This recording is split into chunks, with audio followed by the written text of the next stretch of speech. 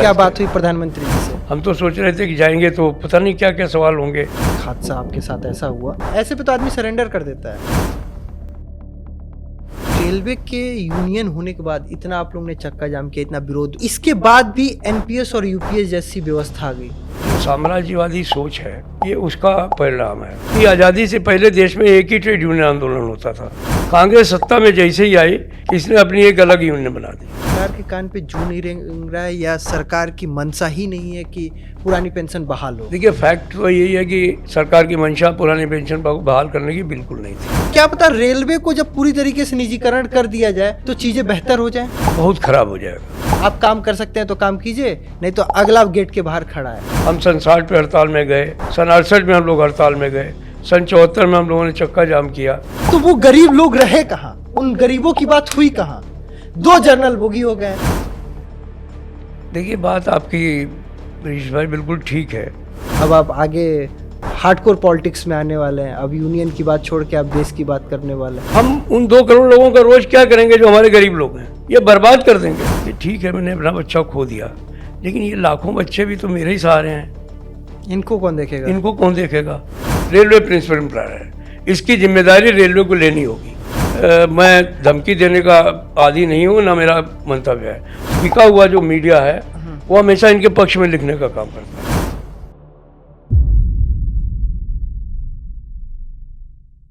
भारत को अगर कोई जोड़ने का काम करता है तो वो कहते हैं भारतीय रेलवे है, जो पूरब से पश्चिम और उत्तर से दक्षिण भारत को एक सूत्र में, एक धागे में जोड़ने का काम करते हैं। पल भर में, या फिर यूं कहें हमारे सफर को आसान कर देती है भारतीय रेलवे। ऐसे ही और उस रेलवे में काम करते हैं तमाम ऐसे कर्मचारी जो रेलवे को बेहतर रेलवे बनाने में हमेशा कार्य करते रहते हैं, कर्मठ रहते हैं और बेहतर रेलवे बनाते भी हैं। ऐसे में उनकी कई समस्याएं होती हैं और कई ऐसी बात होती है जो वो प्रत्यक्ष अप्रत्यक्ष रूप से कहना चाहते हैं, लेकिन सुनवाई नहीं हो पाती। फिर किसी ना किसी यूनियन के माध्यम से उसकी सुनवाई होनी शुरू होती है। ऐसे ही उनकी आवाज को बुलंद करने वाले एक शख्सियत आज आप पहुंचे हैं बतकही चौक पे। बात करेंगे रेलवे की, बात करेंगे रेलवे के अंदर की समस्याओं की, बात होगी रेलवे को कैसे बेहतर बनाया जा सकता है। तो बहुत बहुत स्वागत है सर आज आपका। और सबसे पहले शुरुआत हम वहीं से करते हैं कि क्या मतलब ऐसी बात है कि रेलवे इतना कुछ करने के बाद भी हमेशा घाटे में ही रहता है? कैसे मतलब उसका उत्थान किया जा सकता है, कैसे उसे प्रॉफिट में लाया जा सकता है?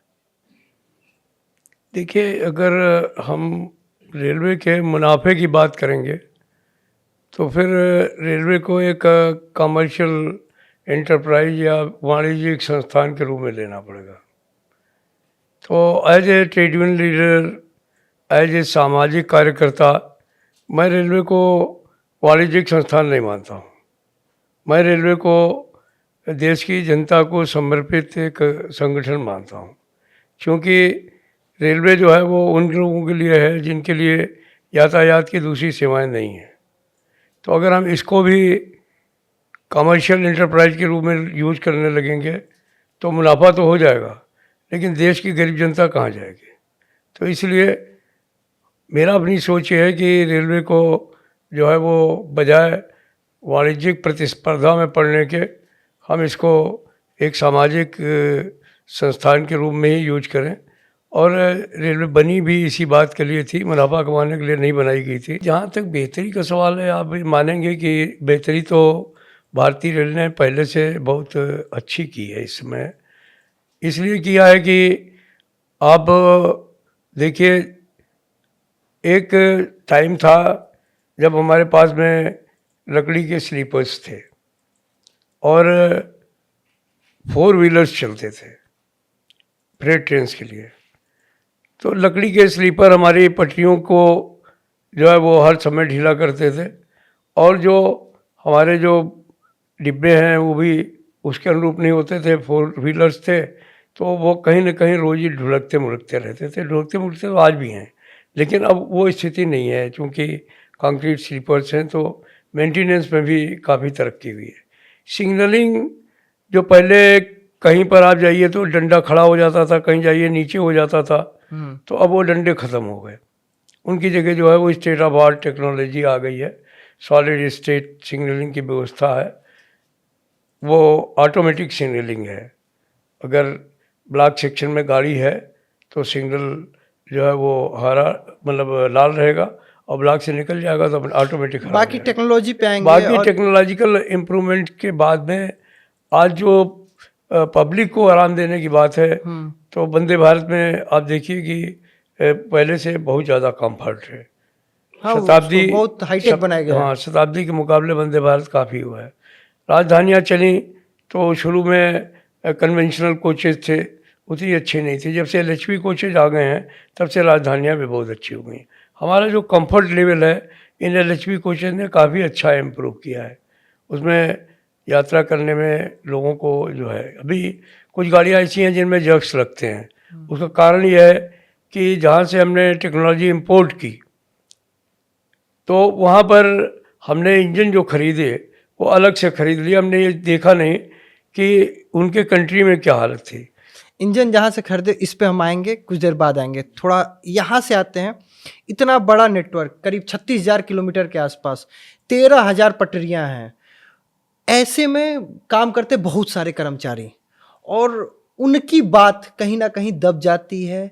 और ऐसे में कहाँ से आपका आया कि इसको यूनियन बनाया जाए, यूनियन से जुड़ा जाए, काम किया जाए? वो कब ऐसा क्लिक हुआ कि इतने बड़े नेटवर्क और नेटवर्किंग को छोड़ के आपने उनकी बात करनी शुरू कर दी? देखिए, ये विचार जो है वो भारतीय रेल जो है जब से बनी उसी समय से आया।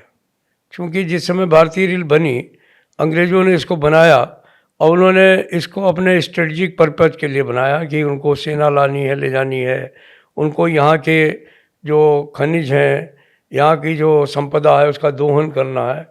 तो ये ब्रिटिशर्स ने इसको बनाने का काम किया।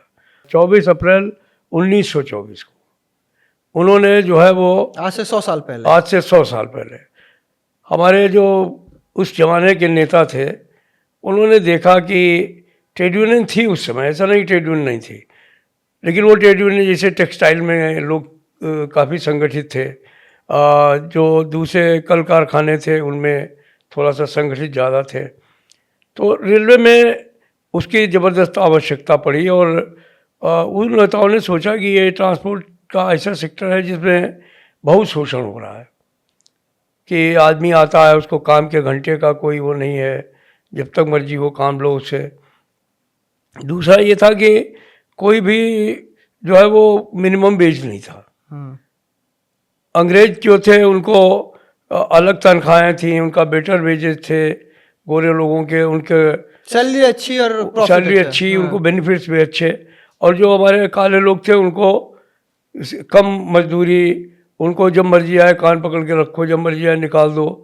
तो ये जो चीज़ें थी इन्होंने मजबूर किया लोगों को कि हमें यूनियन बनानी चाहिए। बात, लेकिन आज़ादी के बाद क्यों इसकी जरूरत आज़ादी जब अच्छा एक बात और बताएं कि वो समय के जो नेता थे वो ट्रेड यूनियन में भी काम कर रहे थे, और ये ट्रेड यूनियन आज़ादी के लिए भी काम कर रही थी। अच्छा, उस समय जैसे बीबी गिरी हम लोगों के जनरल सेक्रेटरी थे, जयप्रकाश जी हम लोगों के प्रेसिडेंट रहे, जमुना दास मेहता हम लोगों के जनरल सेक्रेटरी भी रहे, प्रेसिडेंट भी रहे। तो ये सारे नेता ऐसे थे जो कि आज़ादी के आंदोलन में भी साना बसाना थे।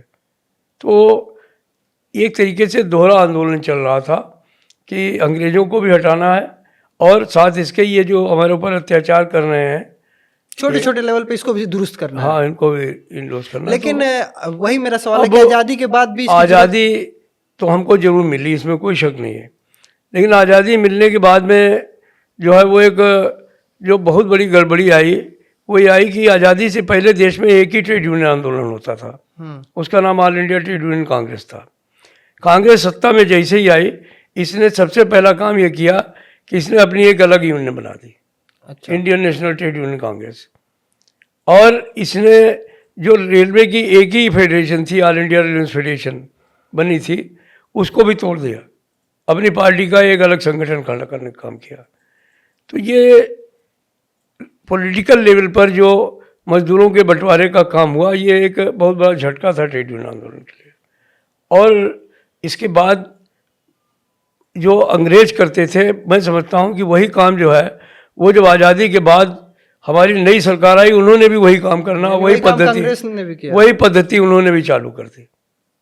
वो पे कमीशन नहीं बैठाते थे, वो डीए की बात नहीं करते थे, बाजार भाव आसमान पे चढ़ जाते थे, डीए नहीं देते थे, पूरा आंदोलन हो जाता था, तब जा करके वो कुछ पसीजते थे।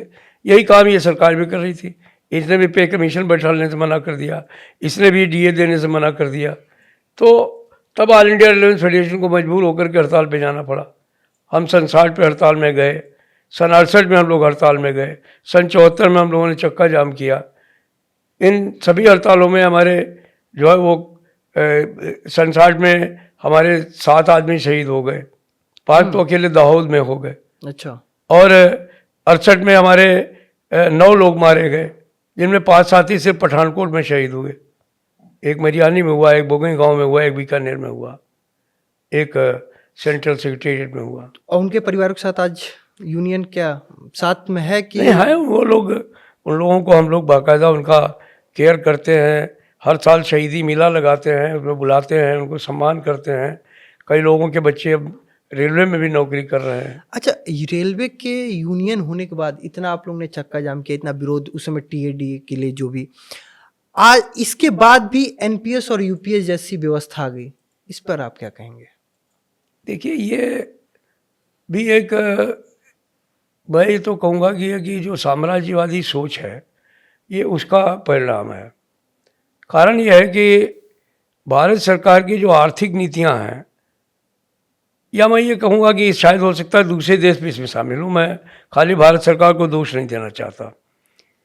एक वर्ल्ड में ट्रेंड है कि जो भी देश इंटरनेशनल मॉनेटरी फंड से या वर्ल्ड बैंक से या एशियन डेवलपमेंट बैंक से, जो भी फाइनेंशियल इंस्टीट्यूट है, उनसे जो कर्जा लेने वाले लोग हैं, उनको वो लोग जो है वो अपने प्रेस्क्रिप्शन बांटने का काम करते हैं कि आपको ये प्रेस्क्रिप्शन इस्तेमाल करना पड़ेगा, तो हम आपको कर्जा देंगे। उसमें इन्होंने, वर्ल्ड बैंक ने और आईएमएफ ने इनके ऊपर दबाव डाला कि अगर आपको हमसे कर्जा चाहिए तो आप अपनी पेंशन प्रणाली को परिवर्तन करिए। हाँ। ये जो सोशल सिक्योरिटी का आपने ठेका दे रखा है, ये आप सरकार के खाते से उसको हटाइए। तो पहले लोग जो है वो इसको झेल लेते थे, लेकिन जब अटल जी की एनडीए गवर्नमेंट थी तो उस समय मुझे लगता है ज़्यादा दबाव आया और उन लोगों ने एक आर्डर्स निकाल करके जो है वो एक निकाल दिया कि 1 जनवरी 2004 के बाद जो भी सरकारी नौकरी में आएगा अब उसको पेंशन नहीं मिलेगी, उसको कंट्रीब्यूटरी पेंशन होगी, न्यू पेंशन स्कीम था, उसको निकाल दिया। और उसका खूब प्रचार कराया इन्होंने। अपने जो, मैं कहूँगा, मैं शायद हो सकता है मेरी बात में कुछ गलती हो, मैं किसी पे कोई आक्षेप नहीं लगाना चाहता, लेकिन मुझे बहुत अफसोस, मीडिया के माध्यम से आप जी हाँ, मुझे बहुत अफसोस साथ कहना पड़ता है कि कोई बिका हुआ जो मीडिया है वो हमेशा इनके पक्ष में लिखने का काम करता है। और उन्होंने कलम तोड़ दी अपनी इनके पक्ष में लिखने के लिए कि अगर ये एनपीएस लागू हो जाएगा तो कर्मचारी माला माल हो जाएगा, करोड़ करोड़ रुपए उसको रिटायरमेंट में मिलेगा, उसको जो है लाख रुपए पेंशन मिलेगी। लेकिन जब लोग रिटायर होने लगे तो उनको 500 रुपये पेंशन मिलती है, उनको 800 रुपये पेंशन मिलती है। आज ये करीब इस बात को भी 20 साल हो गए, लगातार इसका विरोध हो रहा है। क्या सरकार के कान पे जू नहीं रेंग रहा है या सरकार की मंशा ही नहीं है कि पुरानी पेंशन बहाल हो? देखिए, फैक्ट तो यही है कि सरकार की मंशा पुरानी पेंशन बहाल करने की बिल्कुल नहीं थी, लेकिन ऑल इंडिया रेलवे फेडरेशन ने ये फैसला ले लिया कि अब बहुत हो गया है, ये 800, 1200 और 1500 रुपये ले करके लोग जा रहे हैं, लोग आत्महत्या कर रहे हैं, लोग खुददार हैं, अपने बहू बेटी, अपने दामाद, अब किसी के सामने हाथ फैलाना नहीं चाहते हैं और उनकी मजबूरी है कि 1200-1500 रुपये में क्या करेंगे। तो हम लोगों ने 2023 का पूरा साल जो है वो संघर्ष के लिए समर्पित कर दिया और हमने देश की तमाम जमातों को एक साथ एक मंच पे इकट्ठा किया। ऑल इंडिया रेलवे फेडरेशन ने उसमें लीड जरूर ली, लेकिन हमने केंद्र सरकार के तमाम कर्मचारियों की जो जमातें हैं उनको एक मंच पे ले आए, हम राज्य सरकार के कर्मचारियों को एक मंच पर ले आए, हम निगम कर्मचारियों को एक मंच पर ले आए, हम शिक्षकों को एक मंच पर ले आए और देश में एक पूरे वातावरण में आंदोलन का लहर हो गया। हमने बहुत बड़ी, सब जगह जगह पे प्रदर्शन हुए, हमने जो है राज्य सरकार अपने स्टेडियम में रैली करी, और हमने जो है एक रैली जो है वो दिल्ली में करीब 4 लाख लोगों की रैली की। उसका असर ये हुआ कि सरकार को मजबूर होकर के एक कमेटी का निर्माण करना पड़ा। हमारे फाइनेंस सेक्रेटरी सोमनाथन जी थे, उनकी अध्यक्षता में डीओपीटी सेक्रेटरी के साथ में, पीएफआरडीए के चेयरमैन के साथ में और डीएफएस के सेक्रेटरी के साथ में एक कमेटी बनाई। उस कमेटी का काम ये था कि भाई ये लोगों की जो ये जो इनकी ग्रीवांस है उसको कैसे दूर किया जा सकता है। तो मैं एक नेशनल स्तर पर जो सबसे बड़ा तंत्र है और कहना चाहिए आखिरी तंत्र है केंद्र सरकार के कर्मचारियों का, उसको हम लोग नेशनल काउंसिल जेसीएम कहते हैं। उस नेशनल काउंसिल जेसीएम का स्टाफ साइड का मैं सेक्रेटरी हूँ, और इसका चेयरमैन जो है वो देश का सबसे बड़ा हुक्मरान जो है वो cabinet secretary government of India होता है। वो चेयरमैन है, मैं सेक्रेटरी हूँ।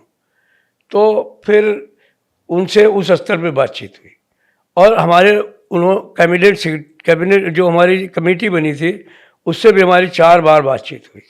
तो उस कमेटी ने बातचीत के बाद कुछ ऐसी चीज़ें कर रहा था जो कि हमको मंजूर नहीं थी। अच्छा। हम चाहते थे कि हमको ओपीएस मिले।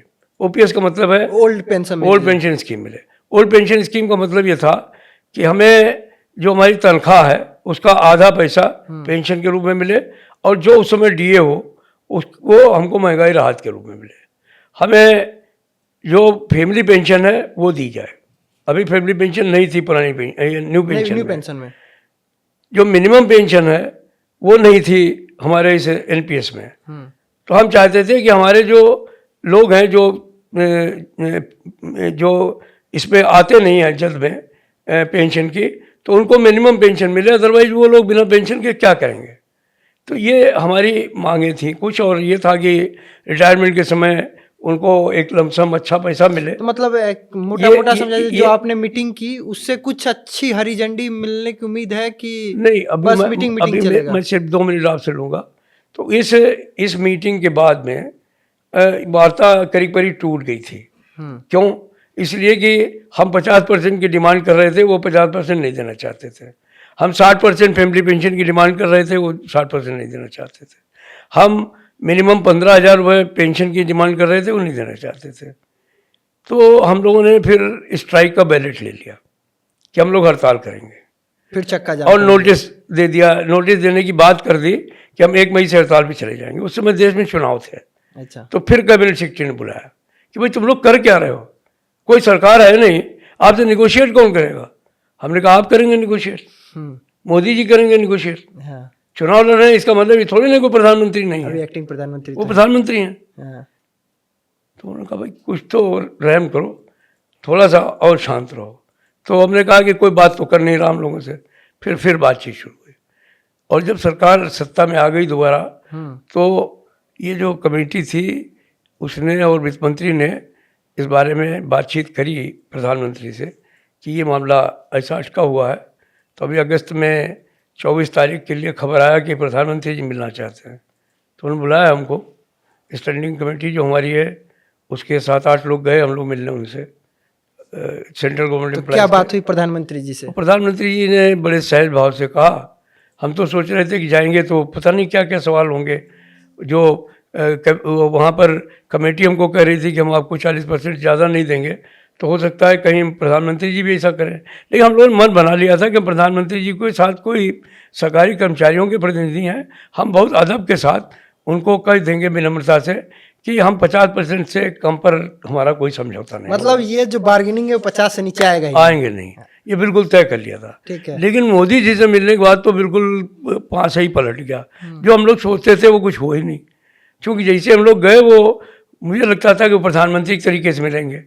वो बिल्कुल एक सहज भाव में, जैसे कि कोई घर का फैमिली का एक बुजुर्ग साथी मिलता है, वैसे ही वो आ गए, कहने लगे हाँ भाई आप लोग आ गए ना, बैठिए, हमको सब बातें पता चल गई हैं। और मैंने इनसे कह दिया है कि जब 40% दे सकते हो तो 50% क्यों नहीं दे सकते। आप लोगों की सब मांगे मान ली गई हैं। तो मतलब एक झटके में, मतलब सेकेंड्स में। तो अच्छा, यहाँ पे मतलब कहीं ना कहीं जो समस्या है वो फाइलों में दबी रहती है, सही आदमी तक पहुँचती नहीं है। मैं आपको बताऊँ, जिस दिन मैंने वहाँ प्रदर्शन किया था रामलीला मैदान में, तो अभी भी मेरी स्पीच होगी कहीं, मैंने अपने लास्ट में कहा था कि मेरे लिए इस देश का प्रधानमंत्री नरेंद्र दामोदर दास मोदी एक आशा की किरण है। इस सवाल को अगर कोई हल कर सकता है तो सिर्फ इस देश का प्रधानमंत्री हल कर सकता है। अंत में हमारे देश के प्रधानमंत्री ने ही इसको हल किया।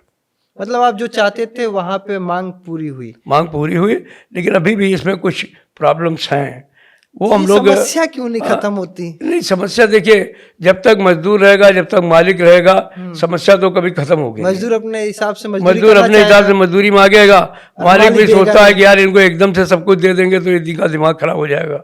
अच्छा, ऐसा आपको लगता है क्या कि मालिक की सोच सही है कि मजदूर की मांग सही है? आपको क्या लगता है? आप चूंकि बहुत बड़े यूनियन के आप लीडर हैं और उनकी आप आवाज बुलंद करते हैं। दोनों मैं बहुत जो है ईमानदारी से बात करूँगा। ईमानदारी की बात यह है कि कभी कभी हम लोग भी ये करने लगते हैं कि जो नहीं हो सकता है उसकी मांग कर लेते हम उस बात की डिमांड करने लगते हैं। हमारे बहुत सारे ट्रेड यूनियन ऑर्गेनाइजेशन हैं, हम लोग आपस में जब बैठते हैं तो मैं कभी कभी इस बात को कह देता हूँ, लोग नाराज भी हो जाते हैं। मैं उनसे ये बात कह देता हूँ कि अगर आपको मैं देश का प्रधानमंत्री बना दूँ तो ये मांगे आप पूरी कर देंगे।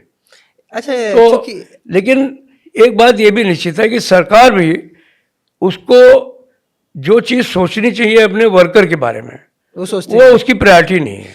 वर्कर्स के बारे में यहाँ से याद आया कि निजीकरण, रेलवे में निजीकरण होना शुरू हुआ, और चूंकि हम देखते हैं कि एमएनसी बेहतर है क्योंकि वहाँ पे कोई ऐसा नहीं है जैसे मठाधीशी नहीं है, आप काम कर सकते हैं तो काम कीजिए, नहीं तो अगला गेट के बाहर खड़ा है।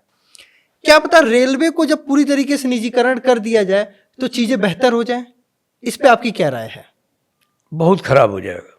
क्यों? क्योंकि मैंने दुनिया की, मैं इंटरनेशनल ट्रांसपोर्ट वर्कर्स फेडरेशन हम लोगों का जो है वो अंतर्राष्ट्रीय संगठन है, उसमें 170 देश के ट्रांसपोर्ट वर्कर्स हैं, तो 170 देश की रेलवे उसके अंदर है।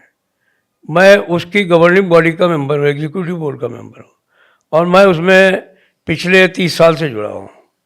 मैंने दुर्दशा देखी है दुनिया में, जहाँ जहाँ जो है वो रेलें निजी हाथों में गई हैं, वहाँ मालिक ने मुनाफा कमाने के अलावा कोई दूसरा काम नहीं किया और रेलों को बर्बाद कर दिया। अल्टीमेटली क्या हुआ, ऑस्ट्रेलिया में रेलें नीलाम होने के बाद में वापस सरकारी क्षेत्र में आई, न्यूजीलैंड में नीलाम होने के बाद में वापस सरकारी क्षेत्र में आई, इंग्लैंड में जहाँ थैचर ने पूरा रोलर चला दिया था, पूरा क्रश कर दिया आंदोलन को और वहाँ पर प्राइवेटाइजेशन किया, वहाँ की ब्रिटिश रेल जो है उसके प्रधानमंत्री को कहना पड़ा अगर दुनिया में कहीं नरक के दर्शन करने हो तो रेल जो है ब्रिटिश रेल पर यात्रा कर लीजिए, तो आपको जो है वो मालूम हो जाएगा कि नरक क्या होता है।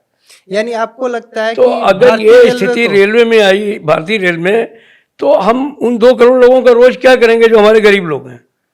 ये बर्बाद कर देंगे रेल को। यानी जो आपने शुरुआत में कहा था कि जो भारतीय रेल है वो एसी के लिए नहीं है, फर्स्ट सेकंड थर्ड एसी के लिए नहीं, उस स्लीपर बोगी के लिए और जनरल बोगी के लिए, तो उनका नुकसान होगा अगर ये प्राइवेट सेक्टर में। बिल्कुल 100% उनका नुकसान होगा। और जो लोग देखिए ना कहीं जो लोग अफोर्ड कर सकते हैं वो हवाई जहाज से भी जा सकते हैं। लेकिन आप देखिए ना कहीं मुझे लगता है कि रेलवे भी इस बारे में सोच भी नहीं रहा है। पहले एक दौर हुआ था, मैं वैशाली का जिक्र करता हूं, चूंकि मैं दिल्ली पढ़ता था तो वैशाली से अप डाउन करता था, और 30-20 बाग एक्सप्रेस जिसका नंबर मुझे याद है, मैं गोरखपुर से और देवरिया अप डाउन करता था, एमएसटी उसका बनवाता था।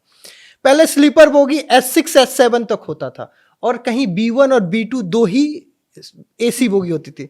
अब मैं एक दिन गया सफर करने तो देखा कि स्लीपर 2 में सिमट गया है और एसी 5 हो गया है। तो वो गरीब लोग रहे कहाँ? उन गरीबों की बात हुई कहाँ?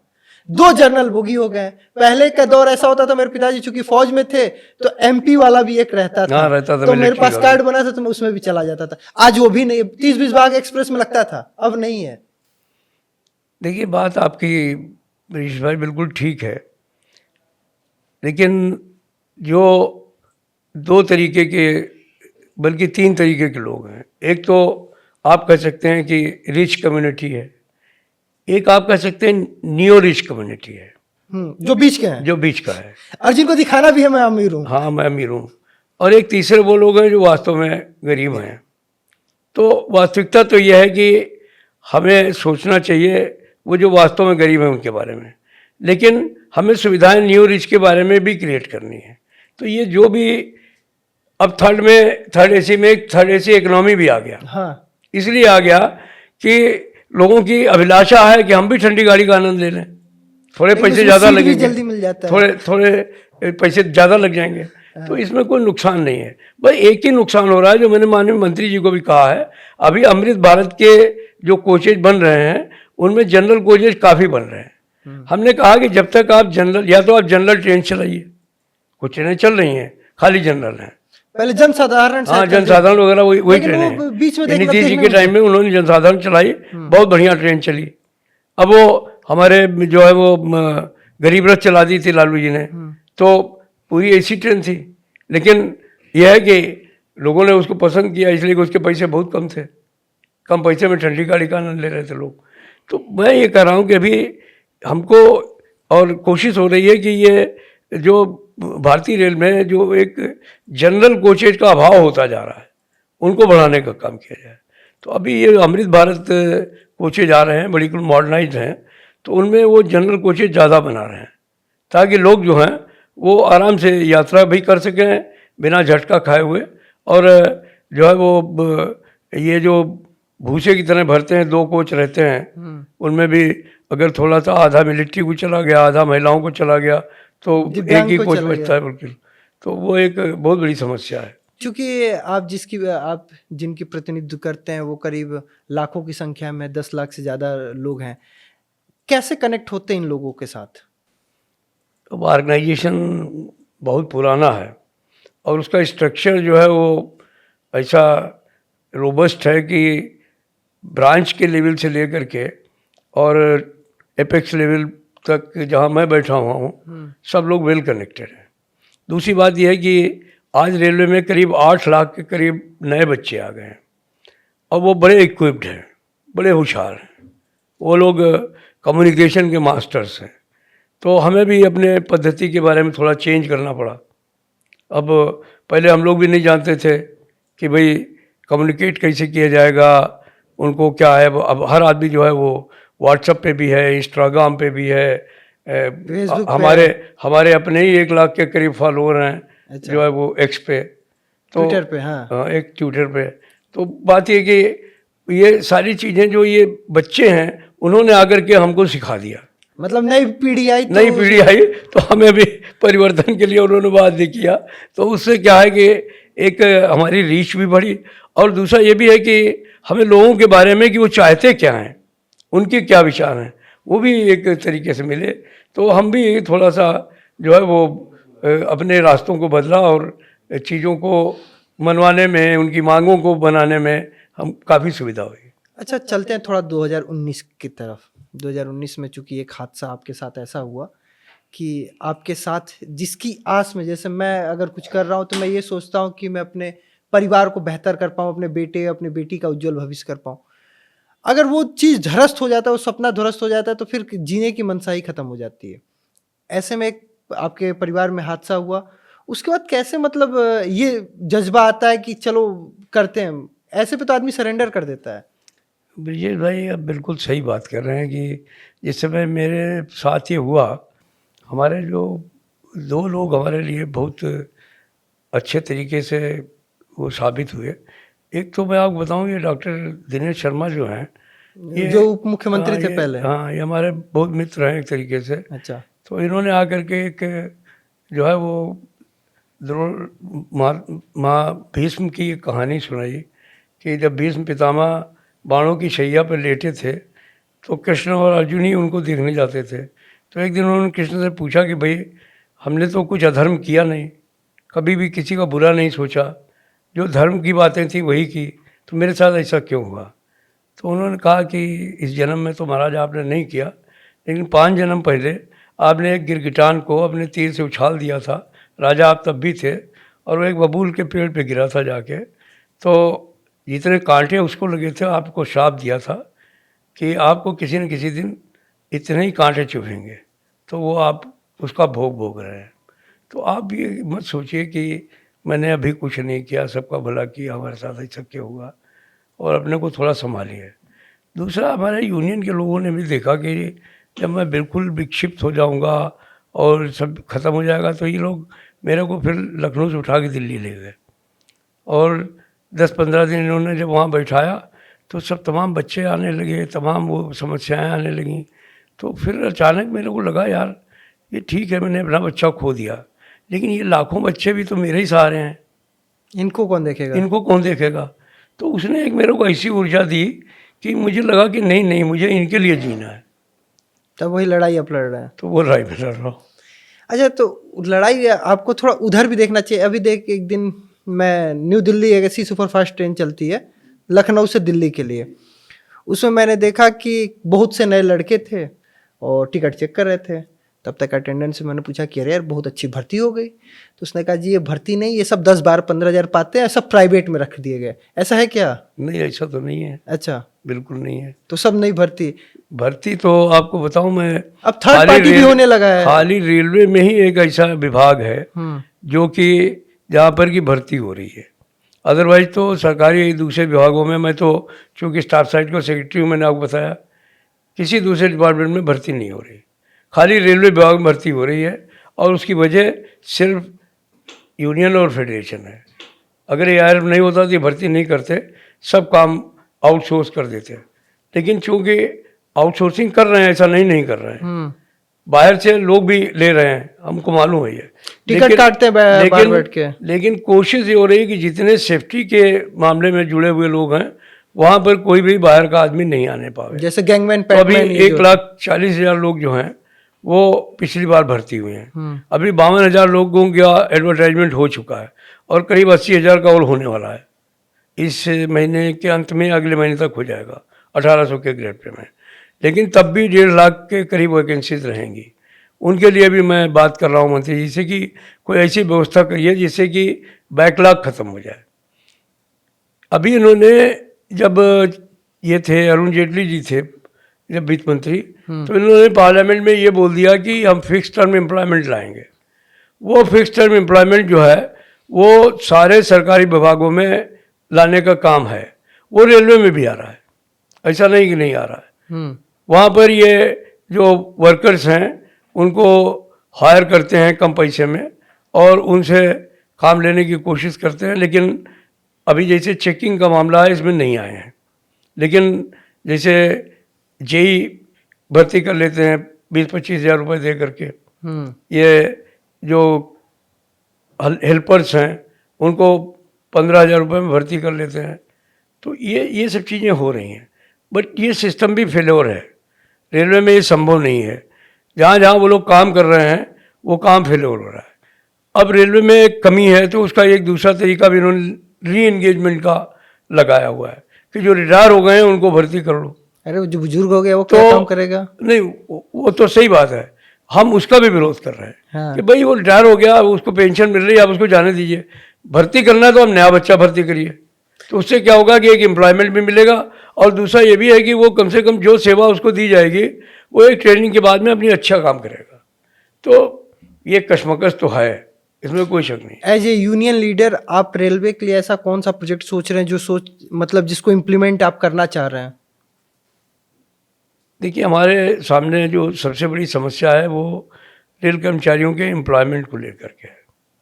क्योंकि रेलवे कर्मचारी बिल्कुल एक तरीके से अलग है। कभी कभी वैसे मैं बहुत सम्मान करता हूँ अपने मिलिट्री के लोगों का, और चूंकि वो हमारे बॉर्डर्स पे अगर नहीं हो तो शायद देश भी सुरक्षित नहीं रहेगा दोनों तरफ से। आप देखिए बांग्लादेश, वास्तव में। लेकिन रेलवे ही एक ऐसा डिपार्टमेंट है जहाँ हर साल 400-500 लोग शहीद हो जाते हैं, मर जाते हैं वो लोग अपनी ड्यूटी करते समय।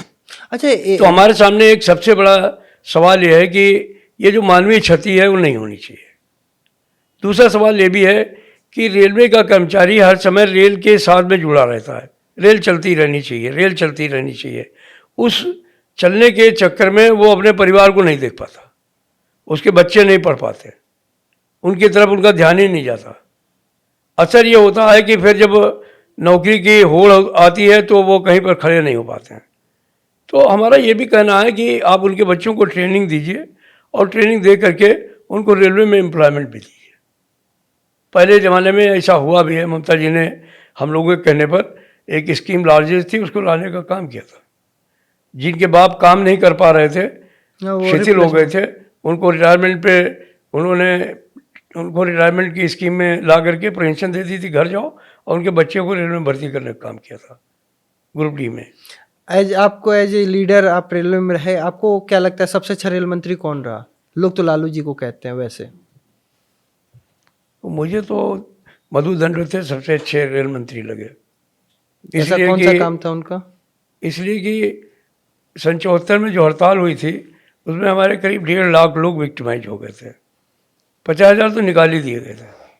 तो वो जब जनता पार्टी की सरकार में रेल मंत्री बने तो उन्होंने अपने बजट भाषण में एक स्लिप लगा दी थी अलग से कि सन 74 की हड़ताल में जितने लोग नौकरी से निकाले गए हैं सबको जो है वो बहाली बैक बेनिफिट से सारे फायदे देते हुए नौकरी पर वापस लिया जा रहा है, और सबके जो पनिशमेंट है वो ख़त्म किए जा रहे हैं। तो अगर आप as a trade union leader से पूछते हैं तो मधु दंडवते जैसा मंत्री मैंने कभी लीग से हट के उन्होंने काम किया जी। अच्छा, ये भी जिक्र होता है, चूंकि मैं आपके बारे में सोशल मीडिया पे पढ़ रहा था तो एक दो लोग का कमेंट और वो पढ़ा था कि उन्होंने कहा कि अब आप आगे हार्डकोर पॉलिटिक्स में आने वाले हैं, अब यूनियन की बात छोड़ के आप देश की बात करने वाले हैं। ऐसा है क्या कि बहुत जल्दी हम आपको देखेंगे कहीं विधायकी और सांसदी का चुनाव लड़ेंगे? नहीं, ऐसा मौका कई बार आया है, और चूँकि मैं शुरू से ही छात्र आंदोलन से जुड़ा रहा, और छात्र आंदोलन में भी मैं समाजवादी छात्र आंदोलन से जुड़ा रहा, तो ऐसा नहीं है। मुलायम सिंह जी से हम लोगों के बहुत अच्छे संबंध थे, कई बार उन्होंने हमसे कहा कि चुनाव लड़ लो। एक बार तो ऑलमोस्ट फाइनली हो गया था कि लखनऊ चुनाव लड़ना है, तो मैंने हाथ जोड़ लिए। हमने कहा ये जो देश हमारा कॉन्स्टिट्यूंसी है उसका क्या करेंगे? फिर हमारे लोग भी नहीं मानते, वो कहते हैं कि आप यहाँ काम करो, क्या करना है बिलावजे में। और मैं देखता हूँ ना, देश की राजनीति देखता हूँ, मेंबर पार्लियामेंट्स को भी देखता हूँ। अगर हमारे मन की राजनीति नहीं है तो हम उसमें क्या कर लेंगे? तो मैंने उन सब पार्टियों को भी देख लिया। दिल्ली में आप पार्टी आई तो प्रशांत भूषण जी, शांति भूषण जी, कितने लोग थे जो उसके बनाने वाले लोग थे, सब साइडलाइन हो गए। हमारे जो प्रोफेसर आनंद कुमार हमारे बड़े मित्र हैं, साथी हैं, समाजवादी आंदोलन में भी थे, SYS में भी हम लोगों के साथ में रहे, तो उनको भी लात मार करके बाहर कर दिया, जोगेंद्र यादव को बाहर कर दिया, अनिल झा को बाहर कर दिया। जो मतलब सही मामले में कोर थे वो तो सब बाहर हो गए। तो कौन सी राजनीति करी जाए? तो उससे तो अच्छा है अपनी रेलवे की राजनीति करो, अपनी कॉन्स्टिट्यूंसी ठीक है, अपने भाइयों का कुछ भला कर पाएंगे, बच्चियों का कुछ भला कर पाएंगे, हमारे लिए वही सबसे बड़ी राजनीति है। अच्छा, कहीं ऐसा लगता है किसी समय पे कि मैं आवाज़ तो बुलंद कर रहा हूँ लेकिन हो नहीं पा रहा है? कभी ऐसा लगा कि यार मतलब यूनियन की बात हो नहीं पा रही है, कहीं ना कहीं कॉम्प्रोमाइज़ करना पड़ ये बात आप बिल्कुल ठीक कह रहे हैं। रेलवे के मामले में तो हम लोग कुछ न कुछ कर लेते हैं, क्योंकि ये जो हैंडल है हम लोगों के हाथ में, वो हम लोगों को जो ताकत देता है उससे सरकार भी झुकती है और प्रशासन भी झुकता है। लेकिन जब मैं ओवरऑल देखता हूँ ट्रेड यूनियन की स्थिति को तो बहुत अफसोस होता है, और मैं समझता हूँ कि वो बहुत ज़रूरी है, और इसके लिए हमने रेलवे में प्रयास भी शुरू किए हैं। वो क्या है कि आज 6% लोग सिर्फ ऐसे हैं जो कि ऑर्गेनाइज सेक्टर में हैं, और तकरीबन 48% लोग ऐसे हैं जो अनऑर्गेनाइज सेक्टर में काम करते हैं। आज जो अनऑर्गेनाइज सेक्टर में काम करने वाले लोग हैं उनकी बड़ी दुर्दशा है। हमारी रेलवे में ही जो कॉन्ट्रैक्टर का आदमी काम करता है उसको मिनिमम वेज नहीं मिलता, उसको जो है वो काम के उसके कोई घंटे नहीं है, उसका कोई SI नहीं है, उसका कोई बीमा नहीं है, उसका PF नहीं करता है, जब मर्जी होता है मालिक उसको निकाल देता है। तो अभी हमने फैसला लिया कि हम इनको भी ऑर्गेनाइज करने का काम करेंगे, जो ठेकेदार हैं, जो ठेकेदार के आदमी हैं। क्योंकि अगर इनका शोषण बंद नहीं होता है तो ये हमारे लिए ठीक नहीं है। हम अपने लिए तो बढ़िया DA भी ले लें, अपने लिए बोनस भी ले लें, अपनी तनख्वाहें भी बढ़वा लें, अपना भत्ता भी बढ़वा लें, लेकिन हमारे बगल में जो आदमी काम कर रहा है वो शोषित रहे, पीड़ित रहे, तो हमारा ये सब यूनियन करना बेकार है, मैं तो ये मानता हूँ।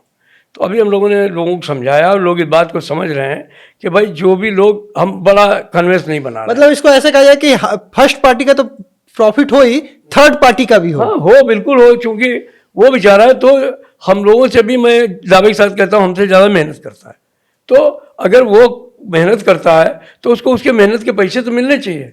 लेकिन इस देश में ऐसा नहीं है कि इस देश में तो ऐसा लगता है कि अब लेकिन हम लोग ब्रिजेश भाई करा के मानेंगे। अच्छा। हम लोग जो सोचते हैं वो करके मानते हैं। अभी हमने रेलवे बोर्ड को कह दिया है, मंत्री को भी कह दिया है कि आप प्रिंसिपल एम्प्लॉयर हैं, रेलवे प्रिंसिपल एम्प्लॉयर है, इसकी जिम्मेदारी रेलवे को लेनी होगी।